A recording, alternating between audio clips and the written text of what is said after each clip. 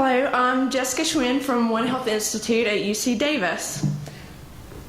And I'm here to tell you that print is not dead. Why surveillance and digitation of local print media enhances the coverage of digital disease detection tools. This was funded through the PREDICT project out of USAID.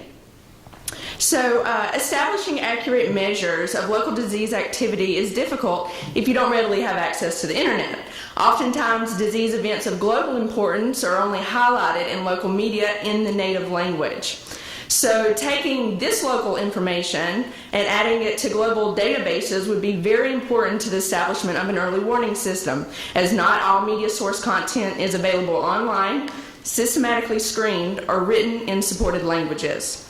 In response, PREDICT developed a local media surveillance program to assess the value of including this local media surveillance of disease events alongside the current digital media surveillance in participating PREDICT countries. So the whole idea of local media surveillance is that you identify local media sources, you read the news, you train people to look for relevant health articles, submit it onto Health Map so they can then put it on the website. Just to go into a little bit more detail though, the first step is to visit local kiosks to build a comprehensive list of all available media sources. This could be magazines, newspapers, dailies, anything that is a source of information. The next step would then be to prioritize which media sources are best suited to be monitored on a weekly basis. So we actually gave our team this guide and said, okay, if it's an international source and it's already online, probably not a good source. However, if it reports on local health events, it probably is a good source. So we said, okay, read all the sources and identify any disease events or risk events, those events that lead you, increase your risk for getting a disease, and that could be like wildlife poaching or trafficking or visiting markets. Weekly reports were then submitted to a central person within PREDICT who then sent the summaries and the scanned article onto Health Map for approval and display on their website. For this pilot project, we had 5 countries within PREDICT who participated. We have Tanzania, Cameroon, Uganda, Bolivia, and Bangladesh, and we actually have 2 more countries, Nepal and Cambodia, who are wrapping up their time as well. And once we started this project, reports really just started coming in immediately on a wide variety of events.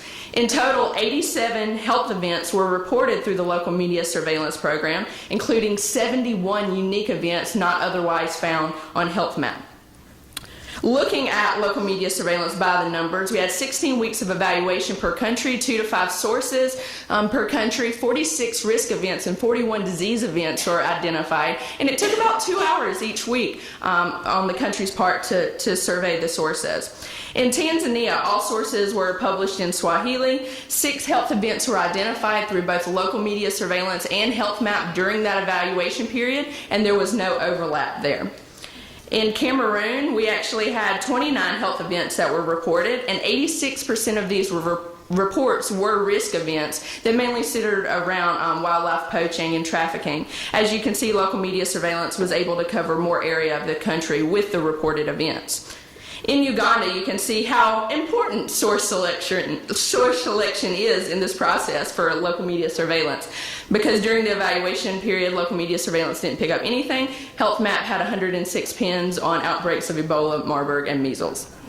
Spanish is a supported language of Health Map, so finding sources that didn't already feed into Health Map was more difficult in Bolivia, but in the end we did identify a total of 24 health events, and only 9 of those reports overlapped with Health Map.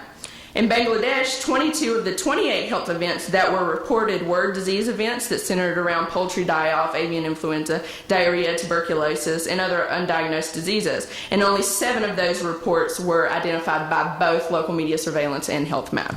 So moving forward with the local media surveillance, you can see it really does start to address the gaps that we see in the global digital world, and it's not resource intensive, so that's great. Minimal financial commitment, minimal personnel commitment. But we do have weaknesses. Highly reliant on proper source selection. Some countries also report distribution issues. And it does not yet include TV and radio broadcasts, and of course it's missing disease reports that are not already in print. I would like to acknowledge my team at the One Health Institute, David Walking, John Mazzette, and Valtrina Miller, big part of the team, as well as Health Map. They spent countless hours working with us, our participating countries, as well as our partner organizations. So thank you.